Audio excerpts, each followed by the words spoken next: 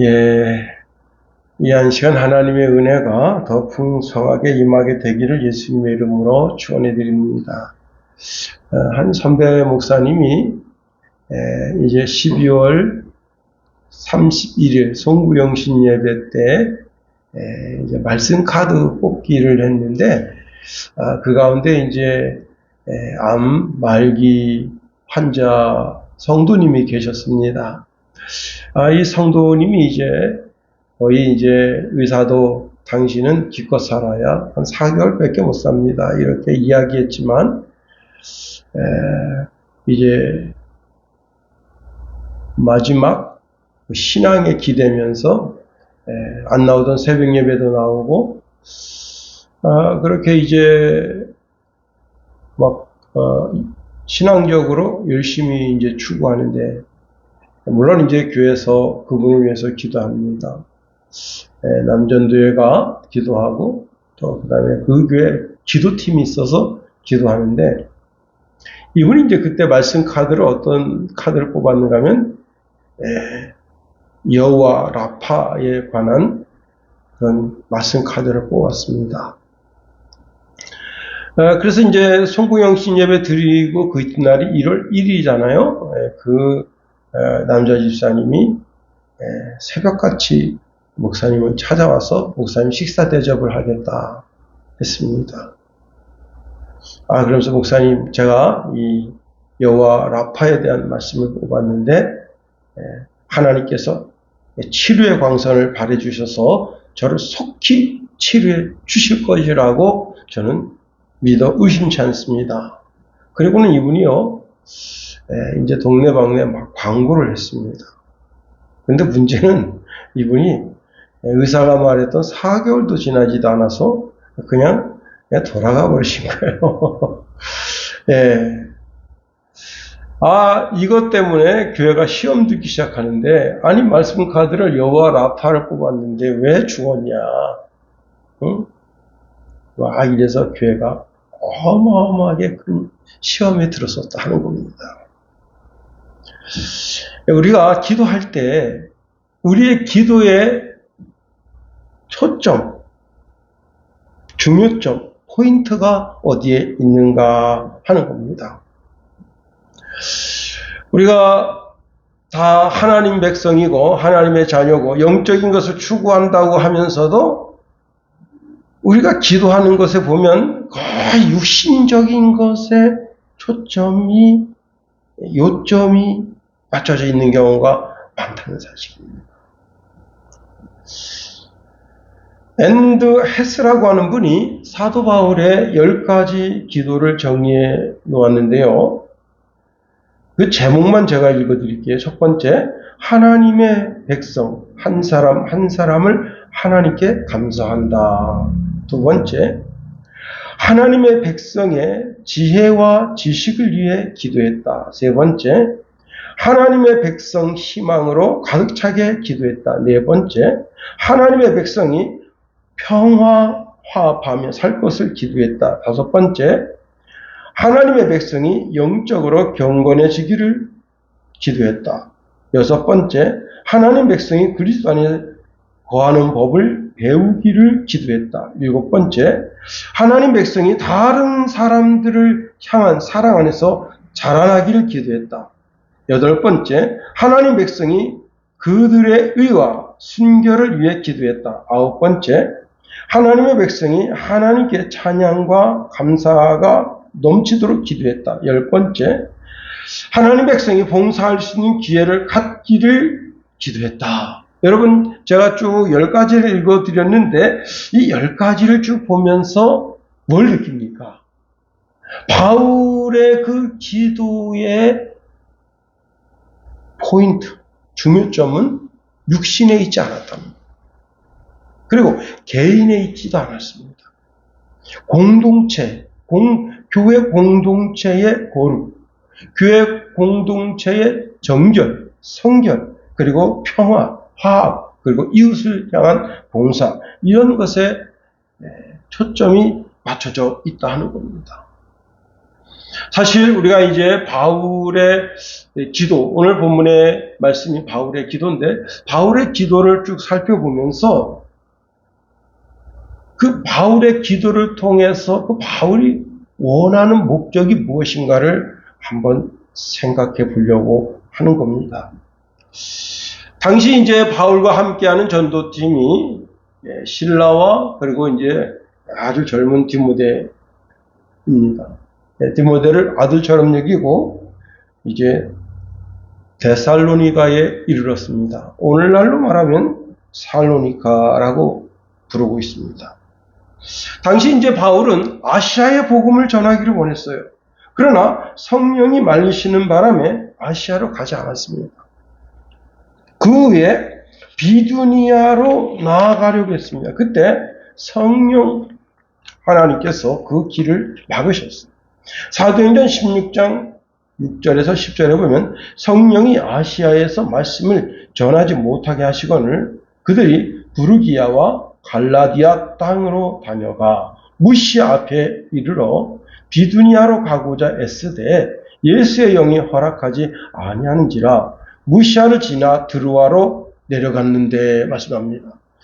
제가 이제 그 중국 지하교회 가서 말씀을 증거하고 월요일부터 이제 원래 말씀을 증거하기로 했는데 그날 이제 주일날 저녁에 갔다 말이에요. 근데 벌써 다 와 있어요, 지도자들이.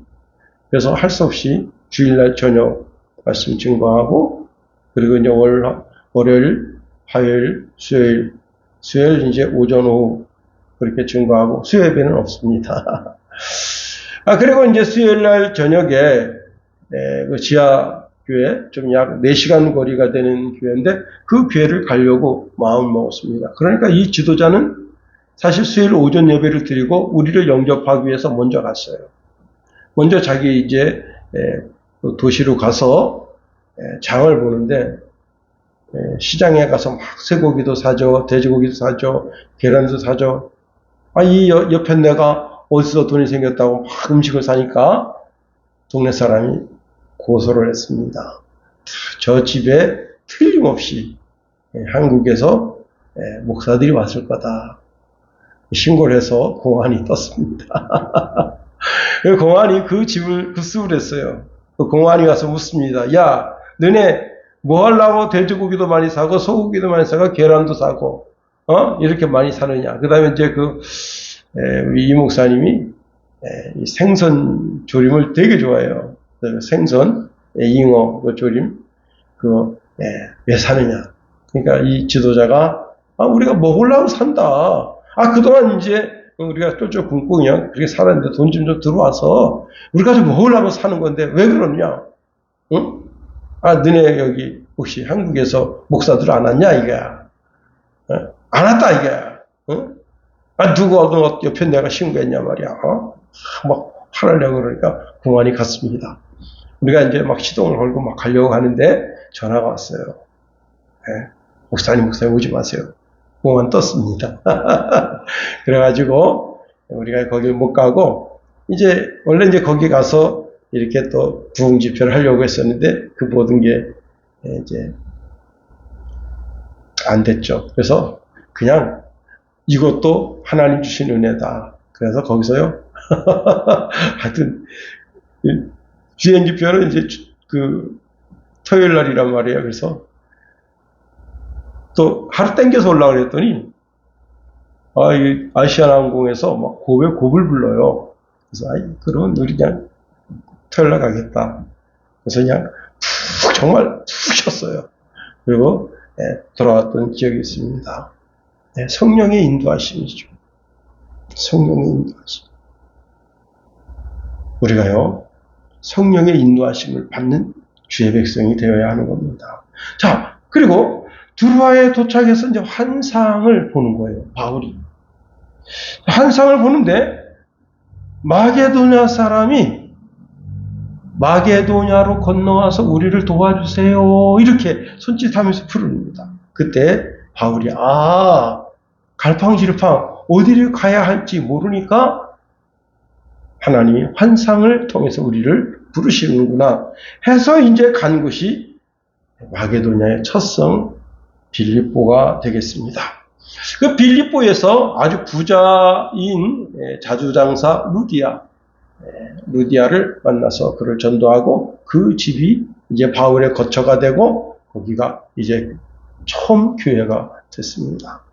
그리고는 저 많은 여자를 이제 귀신을 내어 쫓고 그 저 많은 여자가 또 예수 그리스도를 구주로 영접하게 되고 그 다음에 그 도시의 간수가 바울이 옥에 들어가게 됐었는데 그 바울을 치료해 주면서 선생님 우리가 어떻게 하면 구원을 받을 수 있을까요? 할 때 바울이 주 예수를 믿으십시오. 그러면 당신과 당신 집이 구원을 받게 됩니다. 해서 이제 그 간수가 예수를 믿게 됩니다. 그리고 이제 그 이튿날 그 도시의 이제 집행관이죠. 뭐 이렇게 군이면 군수 또는 이렇게 춘천시면 춘천시장 이렇게 근데 이제 이 관리자가 이제 집행관입니다. 집행관이 내쫓으라 도시에서 내쫓으라 했더니 바울이 하는 얘기가 로마 사람이 우리 죄도 묻지 않고 때렸다. 가만 안 두겠다. 그러니까 그 관리자가 이제 옥에까지 쫓아와서 석고대죄하고 죄송합니다. 잘못했습니다. 하고 그리고 이 성에서 나가 주십시오. 해서 이 빌립보 성은 이제 회당이 없어요. 그래서 복음 전하기가 참 까다로웠어요. 그래서 그 다음에 옮겨간 곳이 어딘가면 데살로니가 지역입니다. 자, 데살로니가 지역에 가니 거기에 이제 회당이 있어요. 그 회당에 들어가서 3주일 동안 회당에서 설교 사역을 하는데 유대인들이 만만한 선생님이 없어요. 마땅한 선생님이 없으니까 말씀을 잘 못 들어. 그리고 그래 이제 그 고민 중에 있다가 바울은 이게 굉장한 학식을 가지고 있는 분입니다. 그래서 이제 바울이 와서 말씀을 증거하니까 유대인들 가운데 어떤 분들은 복음의 핵심을 깨닫게 된 거예요. 그리고 많은 헬라인들이 예수 그리스도를 구주로 영접하게 됐고 귀족 부인들도 예수 그리스도를 이 사람들 다 헬라 사람들입니다. 자, 이렇게 돼서 적지 않은 무리가 예수 그리스도를 구주로 고백하게 됐습니다. 데살로니가 사도행전 17장 2절과 4절에 보면요. 바울이 자기 관례대로 그들에게로 들어가서 새 안식일에 성경을 가지고 강론하며 그 뜻을 풀어 그리스도가 해를 받고 죽은 자 가운데서 다시 살아나야 할 것을 증언하고 이르되 내가 너희에게 전하는 이 예수가 곧 그리스도라 하니. 예수가 그리스도다. 그 그리스도다. 그 그리스도라고 하는 것은 뭐냐면 이제 창세기 3장 15절에 여인의 후손을 통해서 오는 바로 그분이죠. 그리고 모세가 이제 이스라엘 백성들이 세대 교체가 돼버렸어요. 그래서 새로 태어난 사람들 율법을 잘 몰라. 그래서 그 율법을 다시 해석해주는 그 성경이 신명기예요. 그 신명기 말씀을 증거하다가 모세가 이런 말을 합니다. 나와 같은 선지자를 하나님 세우신다. 그 나와 같은 선지자가 누구냐? 모세가 어떤 사람이에요? 하나님과 방불한 사람이에요. 모세는. 아니 모세가 홍해를 갈랐잖아요. 물론 하나님이 갈라주셨지만 표면적으로 보면 모세거든요. 모세가 여러분 만나를 주고 메추라기를 주고 그 다음에 구름기둥 불기둥 반석에서 쪼개서 물을 그래서 나와 같은 선지자 그게 바로 메시아입니다. 그리스도 메시아 그리스도. 그래서 유대인들은 그 그리스도라는 말을 들으면 누군지 쫙 알아요. 우리는 이렇게 해석해줘야지 알지. 그 사람 유대인들은 그 그리스도 메시아 딱 알아요. 그러니까 그 중에 반발심을 가지는 유대인들이 이제 그 도시의 이방인들을 추석추석대고 관리를 추석대가지고 결국은 바울 일행을 그 도시에서 내쫓게 됐습니다. 비록 짧은 기간이지만 복음이 떨어져서 그 복음 씨가 이제 뿌려지고 싹이 나고 줄기가 뻗고 꽃이 피는 신앙이 됐다는 겁니다. 이들이 그 험준한 환란을 이기는 신앙이 되었다는 거예요.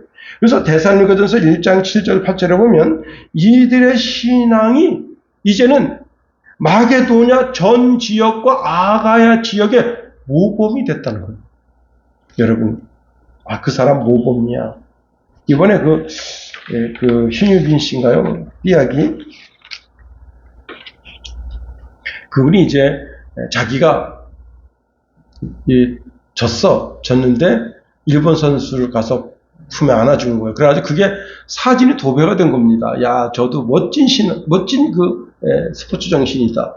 근데 이제 문제는 뭐냐면 그 일본 선수가 일본에 들어가가지고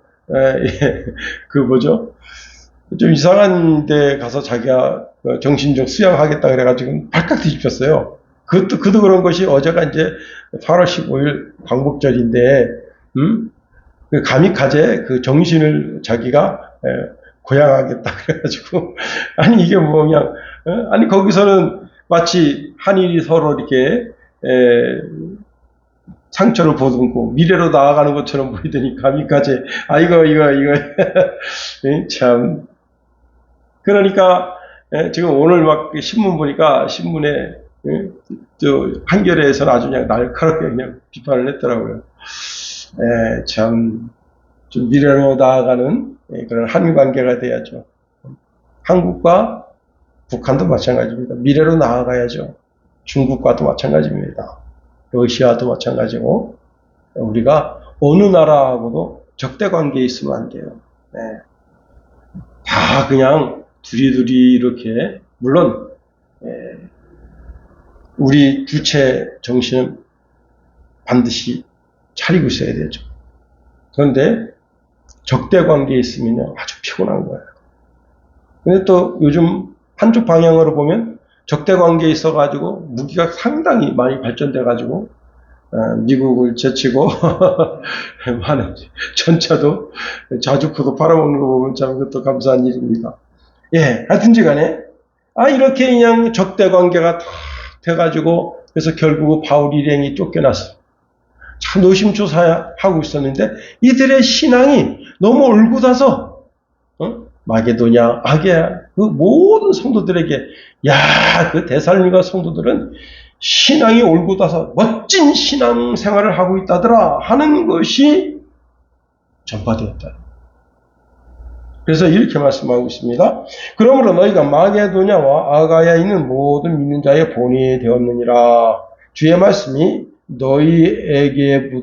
너희에게로부터 마게도냐와 아가야에만 들릴 뿐 아니라 하나님을 향하는 너희 믿음의 소문이 각처에 퍼졌으므로 우리는 아무 말도 할 것이 없노라.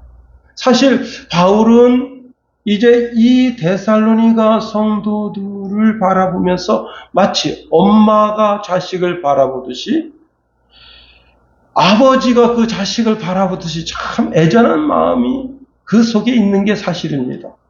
제가 이제 그 쇼트 영상을 보는데 기린 있잖아요. 기린. 기린 새끼도 무섭습니다. 사자가 그 기린 새끼를 먹겠다고 등에 탔는데 기린이 제법 커요. 새끼라도 제법 커요. 그런데 그 기린 등에 탔습니다. 그 등짝을 딱 물은 거죠. 그 엄마가 이렇게 막 하면서 막 주위로 왔다 갔다 하면서 뒷발질을 탁 했는데 채켰어요. 근데 사자가 떨어져 나갔는데 다시 또 그 애기 기린 등에 또 가서 탁 물었습니다. 그런데 애기 기린이 조그만 애기 기린이 아니고 제법 큰 기린이어서 막 흔들어가지고 떨렸습니다. 그랬더니 그 다음에 이 기린이 어떻게 했느냐? 자기 뒷발로 쳤습니다. 그런데 거기 나레이션에 뭐라고 되냐면 내장이 터졌다. 이야, 애기 기린이라고 야 보면 안 돼요. 내장이 터져서 죽었다. 아, 참. 그런데 그 다음에 그 엄마 기린이 화가 났습니다. 그래가지고 가서 막 공중공중 하면서 밟아버려요. 근데 사자들이 저 뒤에서 물구멍이 쳐다봅니다. 도와주지도 않아요. 이야, 어떻게 이렇게 냉정하죠? 응? 냉정하죠? 우리 같으면 쫓아가서 막, 응? 으르렁으르렁 해줄 텐데, 그게 아니에요. 멀리서 우르르 쳐다보고, 아이고, 참. 그놈의 사자 그냥 자기 집 식구 먹고 살리다가 자기가 그냥 재산날 된 거예요. 응? 그런데, 여러분, 자 보세요. 바울이 지금, 응? 그 데살로니가를 바라보면서, 저 마귀밥 되면 어떨까? 어쩔까나? 사람한테 실현당해서 신앙을 잃어버리면 어쩔까나? 노심초사 하는데, 이들이 그 신앙이 올고 나서, 마게도냐와 아가야 전체, 모든 기독교인들에게 모범적인 신앙이다. 여러분, 그런 멋진 신앙의 길을 가게 되기를 예수님의 이름으로 축원해드립니다. 신앙인이 멋진 신앙인이 되어야 돼요. 회사에서도 멋진 신앙인이 되어야 됩니다. 여러분, 한 마부가 예수를 믿어요. 이 마부예요, 마부. 마부가 그 주인 말 곱비 물고 끌고 이렇게 가는 거 아니에요? 자기 땅에서 걸어가는데 위에서 주인이 묻습니다. 자네 예수 믿는가? 예, 예수 믿습니다.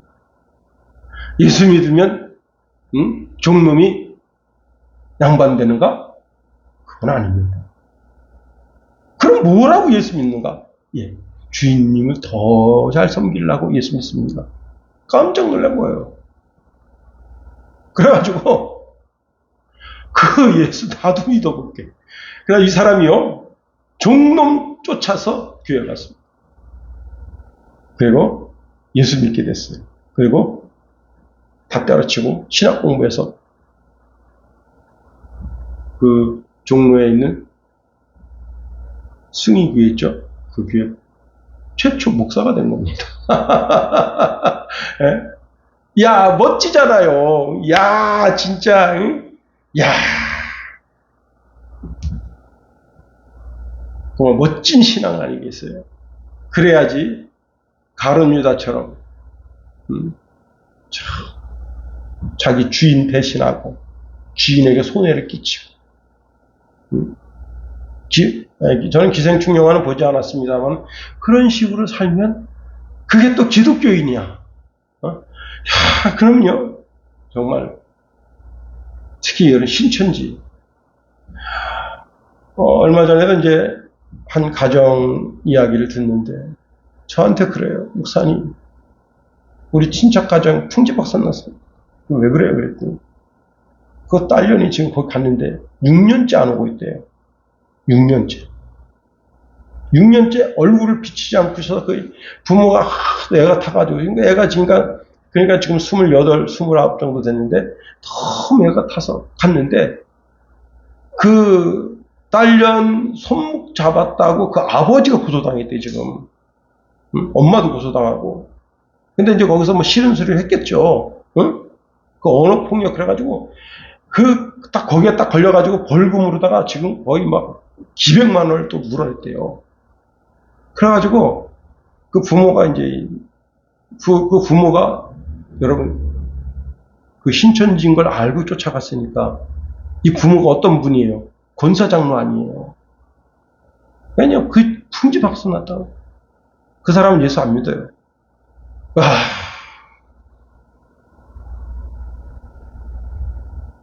그 예수 안 믿는 사람은 뭐예요? 다 똑같이 보잖아. 죄를. 그래서 이런 얘기를 했어요. 말세에는요. 지금 말세 주말입니다. 정신 똑바로 차려야 됩니다. 그게 악영의 역사인데 거기에 빠지면 지옥 가는 겁니다. 근데 그 사람은 그런 걸 모르잖아요. 내가 진짜 뭐랄까 이렇게 충격요법식으로 얘기를 했어요. 당신도 반드시 했습니다. 그 가까운 교회로 가라. 가까운 교회가 없으면 우리 순양교회로 와라. 그때 허허 웃고 말더라고.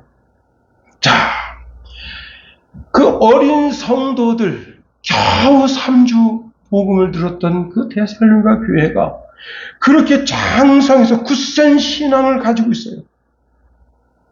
그래서 바울이 좀 더 거기 가서 말씀을 증거해주고 싶은 마음이 간절한 거야.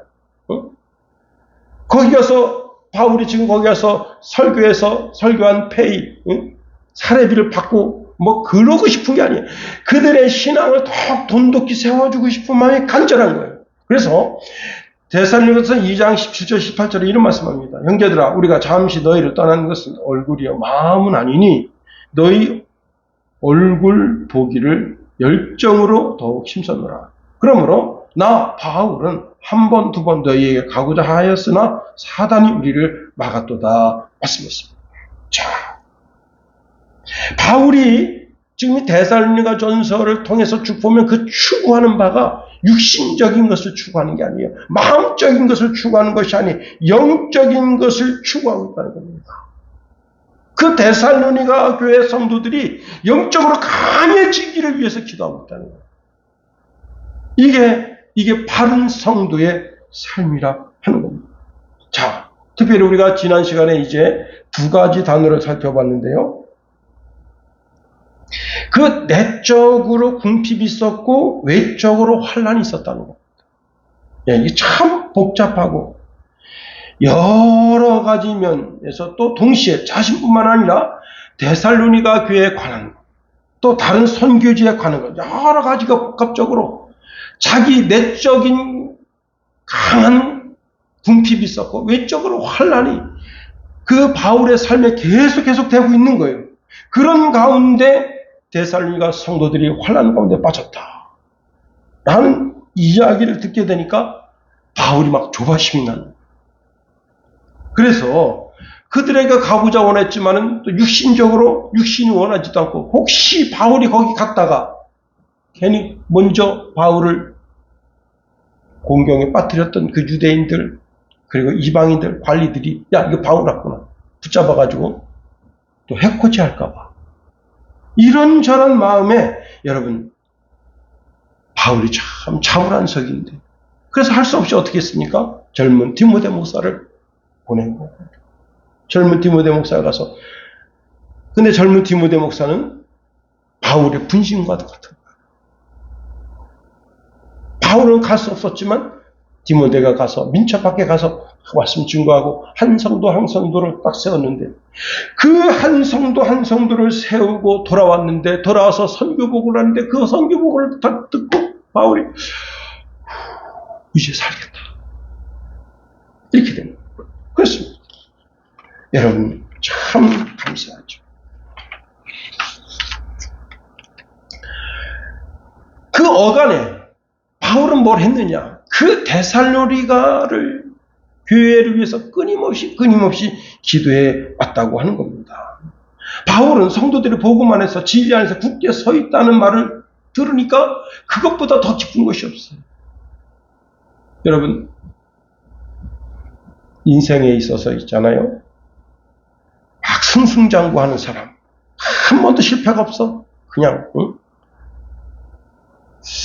우리나라의 그 사법고시 3개를 사법고시, 행정고시, 외무고시를 한 방에 분이 있어요. 그 무슨 집사님인데 얼마나 똑똑합니까? 3개를 다 붙은 거야. 젊은 나이. 얼마나 똑똑하면 24살에. 근데요, 그 삶이 파란만장합니다. 예수 아니었으면요, 그건 100번, 1000번 자살합니다. 근데 그가 그 전에는 불교인이었어요, 불교인이었었는데, 이제 그 어간에 기독교를 개종했습니다. 그 아내가 배신 때리고 이혼했어요. 진짜 여러분, 옛날엔 그 간증도 제가 여러 번 들었는데, 이야, 파란만장합니다. 예수. 한 번도 실패 없이 쫙 그냥 승승장구. 얼마나 머리가 똑똑하면 24살에 그냥 다 패스하냐. 그런데 여러분, 그런 사람이 국회의원도 했었거든. 근데 정말 뒷받침이 잘 됐었어. 나라 대통령도 할 수 있어. 그런데 그 뒷받침이 안 되는 거야. 그러니까 결국은 인생의 쓴맛을 보고 또 그 인생의 쓴맛 때문에 예수를 알게 되고, 그리고 이제 아주 신실한 기독교인이 됐어. 내 아들이 한 번도 실패가 없어. 그냥 백전백승이야. 그러면 참, 우리 아들이 그냥 잘하는구나, 멋지구나. 그 자랑일 수도 있지만 한쪽 마음엔 뭐가 있냐? 저러다가 한 번씩 미끄러지면 하는 그런 마음속에 그런 그 안타까움, 두려움이 있단 말이야. 실패도 해봐야 되는 거야. 응? 좌절도 맛봐야 되는 거예요. 인생이 고통도 맛봐야 되는 거예요. 응? 참, 이 길이 아니면 안 되는 줄 알고 죽기 살기로 달려갔다가 결국은 그 길에 막혀서 되돌아서, 그런 것도 이런저런 걸 쭉 다 맛봐야 되는 거예요. 다시 말하면 삶에 환란이 없는 삶인, 정말 왜 젊은이들이 그냥 그 마약에 그냥 쪄들어가지고 밤새 그러면서 사냐 말이에요. 그 삶이 어떻게 되겠어요? 지금 20살, 21살 먹은 애들이 밤새 그냥, 나는 흠법쇼 그것도 대단한데, 서울에 있는 이제 그 춤추는 데서 아침 8시까지 한대. 8시까지. 와, 아니 그 체력이 대단한 거예요. 체력이. 젊은이들이 여러분 거기에다가 자기 정력을 다 쏟는다면 어떻게 되겠어요? 바울이 아버지의 마음, 어머니의 마음으로 그 데살림과 성도들을 바라보면서 노심초사하는 거예요. 그렇습니다. 제가 어릴 때 듣던 노래가 있었어요. 해가 뜨나 해가 지나 오직 한 마음, 비가 오나 눈이 오나 오직 한 마음, 자식 하나 잘 되기를 오직 한 마음, 가슴 조여 빌고 비는 오직 한 마음. 내가 노래 한번 불러드릴까 하다가 여러분, 빌립보서 4장 1절에 보면, 그러므로 나의 사랑하고 사모하는 형제들, 나의 기쁨이여 면류관이 사랑하는 자들아, 이와 같이 주 안에서 서라. 시련이 있고 환란이 있고 내 속에 궁핍이 있어. 정말 죽을 맛 같은 그런 신앙이 있더라도 예수 그리스도를 바라보면서 그 신앙 가운데 서 있을 때, 그게 진짜 모범적인 신앙이고 멋진 신앙이다. 여러분, 전장에 임하는 초병에게 자기 자리를 사수하라 명령을 합니다. 그러면 그 병사는 거기서 목숨을 걸고 그 자리를 지키는 거예요. 여러분, 그 퓨리라고 하는 영화, 거기에, 제가 최근 다시 한번 그 퓨리라는 영화 리뷰하는 걸 봤거든요. 근데 제가 이 퓨리라고 하는 영화를 봤을 때는 그 영화가 우리나라 배경이었다 그렇게 나오는데, 나무위키에는 그 영화가 세계 2차 대전 유럽 서부 전선의 그 배경을 두고 있대요. 특별히 이제 미 육군 제2기갑사단 소속인 M4, M3EA 셔먼 전차, 그 승조원의 목숨 건 전투를 다루는 이야기다. 그렇게 나무위키에서 적고 있습니다. 자기 목숨 걸고 그 자리를 사수하는 거예요. 내가 이 자리를 목숨 걸고 여기 이 자리를 사수해야 내 후방에 있는 우리 군인들이 산다. 목숨을 내던지는 거예요. 결국은 막아냈잖아요. 아름다운 신앙은 자기 자리에서 그 신앙을 지켜내는 거예요. 굳굳하게 신앙을 지켜내는 거예요. 그 신앙을 지켜낼 때, 그때 멋진 신앙인의 삶이 되는 거예요. 여러분, 자신의 꼴을 먹는 성도가 신앙 안에서 쓰러졌습니다. 여기서 느끼는 목회자의 마음이 그냥 찢어지는 거예요. 마음이 쓰리고 아픈 겁니다. 바울 자신이 데살로니가에 갈 수 없는 상황이에요. 그래서 더 간절하게 기도하는 거예요. 기도는 데살로니가 성도들의 부족한 면을 채워서 더 견고한 신앙이 되게 하는 겁니다. 제가 전자에도 말씀드린 것처럼 바울은 어떤 육체적인 것, 마음적인 것을 구한 게 아니에요. 영적인 것을 깊이 구합니다. 누가복음 5장 12절 이하에 보면 한 나병 환자가 예수님을 찾아와서 머리를 숙여서 간청합니다. 주님, 원하시면 저를 깨끗하게 하실 수 있습니다. 예수님께서 손을 내밀어서 그에게 대시면서 말씀하십니다. 내가 원한다. 깨끗하게 되어라. 그 즉시 문둥병이 그에게서 사라졌습니다. 예수님은 이 일을 아무에게도 알리지 말라고 말씀하시고 이렇게 말씀하시네요. 제사장에게 가서 내 몸을 보이라. 또 모세가 명한 대로 내가 깨끗하게 된 예물을 드려라. 그래서 사람들에게 증거를 삼으라. 여기 보면 나병 환자가 예수님을 보고 엎드려 구했다는, 여기에 나병 환자의 간절한 절박함이 있다는 겁니다. 이 나병 환자는 정말 예수님을 만나고 싶은 그런 간절함이 그 속에 있었던 거예요. 그 간절함이 오늘 예수님을 만나서 그 실현된 거예요. 자, 이 간절함이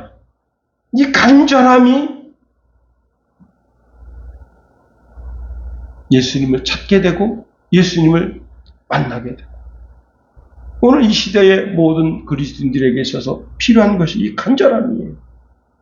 내 지식과 내 능력, 내 배경 이런 것으로 다 되겠거니 아닙니다. 여러분, 이 영적인 갈망이 있어야 됩니다. 그 바울은 지금 데살로니가 성도들 한 사람 한 사람 얼굴이 자기 내비 속에서 한 사람 한 사람 스쳐갑니다. 여기 있는 김용호도 오늘 아침에도 와서 기도합니다. 특별히 이제 어머니 아버지 위해서 기도하고, 형제들 위해서 기도하고, 성도들 위해서 기도하고, 육신적으로 연약한 분들 위해서 기도합니다. 바울의 마음이죠. 가볼 수는 없지만 또 내 기도가 거기에 머물렀어. 하나님의 손이 거기서 역사하기를 간절히. 오늘 이제 제가 이제 시골집 들어가서 이제 그 싱크대에 이렇게도 안 맞고 저렇게도 안 맞고 그러더라고요. 참 수평이 없어가지고 수평도 못 보고 참 그래서 참 애가 타더라고요. 요즘 레이저 웬만한 공사하면 다 레이저 갖다 쏴가지고 수평 잡는데 그런 것도 없어가지고. 그래가지고 핸드폰 그거 수평을 잡는데, 전체적으로 보니까 이렇게 다시 기울었어. 참 기가 막히지. 주여. 그런데 어머니가 3일 동안 식사를 못했대요. 그래서 뉴케어만 드시는데, 그래서 또 나오면서 어머니 제가 기도해 드릴게요. 기도를 해드렸더니, 참, 한 영혼을 생각하면서 그를 위해서 기도. 그 영혼이 하나님 앞에서 올곧게 서는 신앙들. 주님 부르실 때도 올곧은 믿음으로 주님 앞에 서는 것. 그렇습니다. 누가복음 11장 5절에 보면 예수님께서 제자들에게 이런 말씀을 주십니다. 한 집에 친구가 멀리서 찾아왔는데 이 집이 너무 가난해요. 그 친구가 멀리서 왔는데 며칠을 굶어서 왔어. 그러니까 오늘 양식을 안 주면 이 친구가 오늘 죽을 수 있어요. 왜? 며칠을 굶어서 그 먼 길을 왔단 말이에요. 그래서 자기가 자기 집에 양식이 없으니까 어떡합니까? 그 동네에 자기 친구이면서 부잣집이 있어요. 그 집을 찾아간 거예요. 근데 그때가 몇 시냐? 12시, 밤 12시. 가장 깊은. 그래서 문을 두들기는 거예요. 친구, 나 용월세 문 좀 열어주게. 이 사람아, 지금 밤도 깊고 우리 다 문 닫히고 애들도 다 자고 있는데 이거 뭐 하는 짓인가? 글쎄, 미안하네만. 지금 중마고 친구가 멀리서부터 왔는데 여러 날 먹지 못하고 굶었어. 내가 빵 좀 얻으러 왔네. 내일 아침에 오라니까. 미안하네, 친구. 계속 두들기는 거 어떻겠습니까? 귀찮아가지고. 에이, 들어와! 그럼 빵을 내주고. 예수님 이 비유를 말씀해 주십니다. 끈질기게 졸으라. 끈질기게. 여러분, 잘 들으세요.